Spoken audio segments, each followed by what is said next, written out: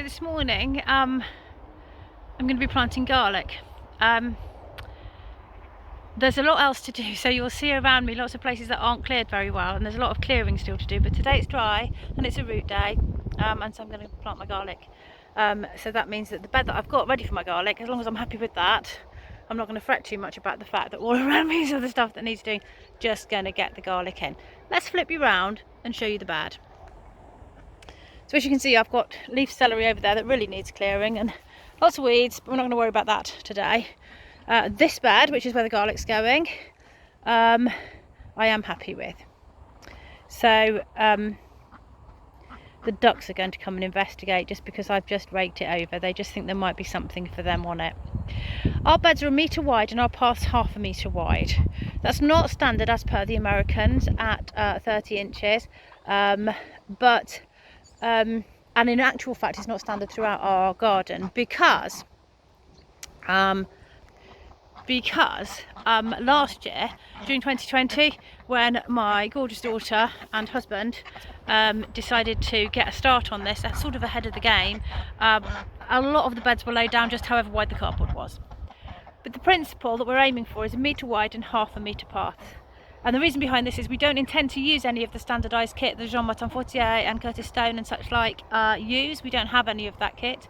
1 metre is a good width for me, a comfortable width for me, an easy width to measure.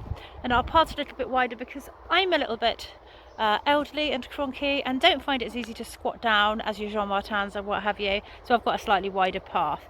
But anyway, that's the logic behind our bed size. So going back to the bed, I have raked it, hoed it and raked it, and at this point I'm not going to add more compost, I don't think. I might put 1 barrow load on it and spread it thinly.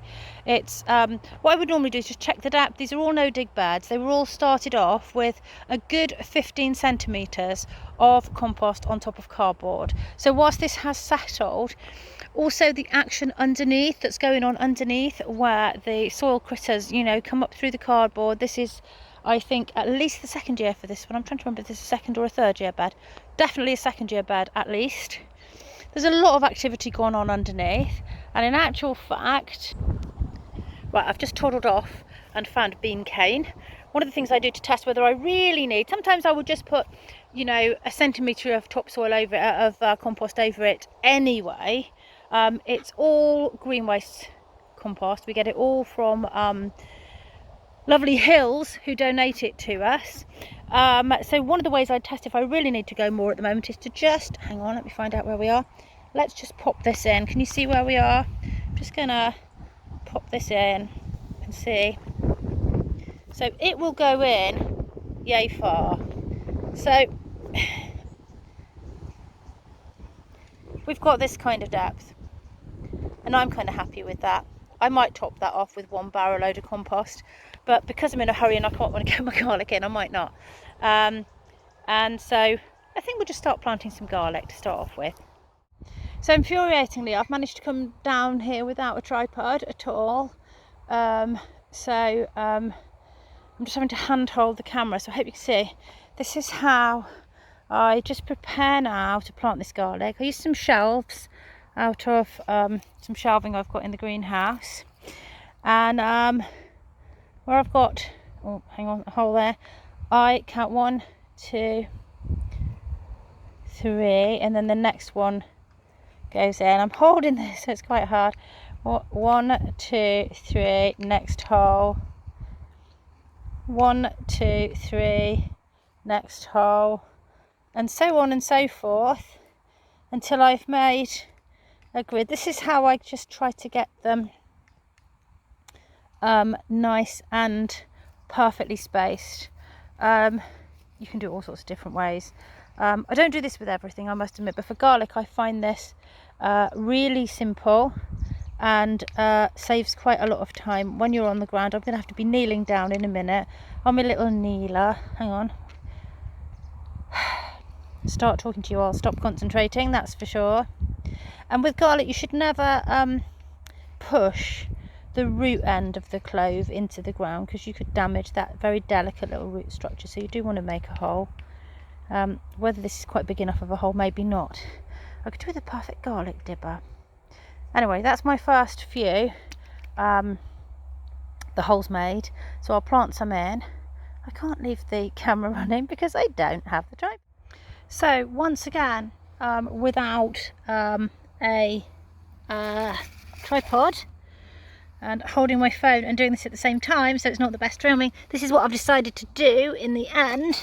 Is I've made my holes for my clothes, but the ground is quite unyielding, and as I say, I don't want to push those in too hard. So what I've done is popped them in their holes like this, weed out of the way, and then I've put my new layer of compost on top. So they're sitting in the holes that I've done with my grid, which I keep reusing to keep my rows straight and my spacings even. And then I've just got a barrow of good compost there, and that's going on top after I've put them in the holes. So they're nicely covered, stops the pigeons pulling them up straight away, but with a nice loose crumbly top on top of them. So that's how I've decided to go with planting them this year.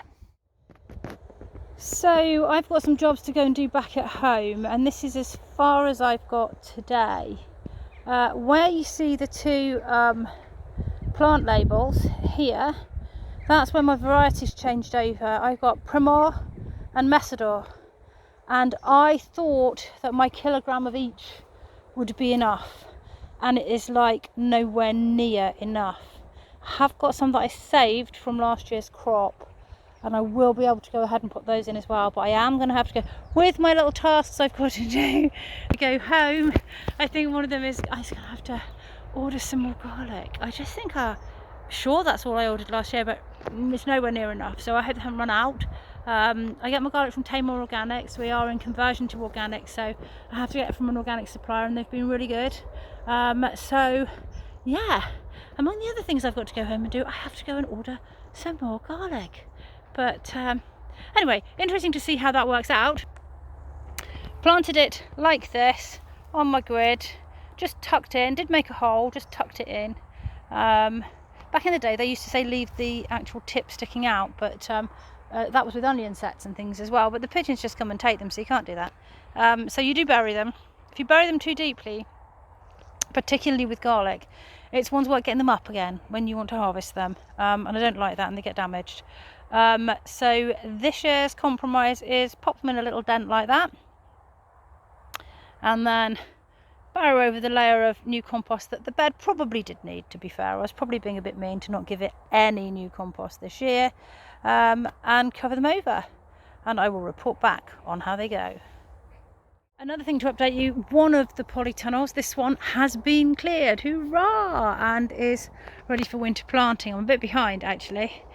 We do have to sort of keep one little bit at the front of this polytunnel unplanted in the worst of the weather, because we don't have much shelter or cover here, and when we're packing boxes, this staging that I've got here gets turned around through 90 and comes to the front here, and we can use it just to pack boxes when it's really raining hard and we need to get around and about it. So this polytunnel sacrifices a little bit. What I've done is I've put some wood chip down at the front here to stop it getting messy, and if I swing you around, I've got two sets of, this is just cheap and cheerful staging from the plastic greenhouses that you get, and you can see I've nicked the shelves off here. That's what I was planting the garlic through.